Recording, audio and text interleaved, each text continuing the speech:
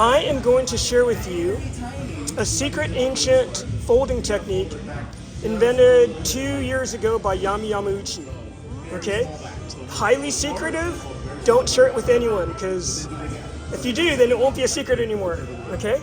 So the last time I showed this, I pulled a muscle, so I'm gonna stretch because I'm no longer young like you two. Okay? Well, no, because you're so young and you're in good health. I'm getting old. I don't want to pull a muscle. All right. So, secret ancient Japanese folding technique invented 1 week ago by Yami Yamauchi.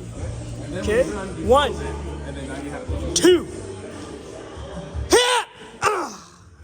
Okay, your turn.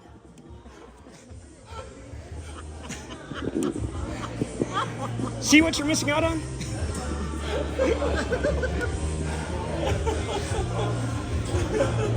All right, go. You have it. Go ahead. You know the secret ancient technique now. Let's see it. I thought it was he invented it 2 years ago. Now it was 1 week. So, wow, that was.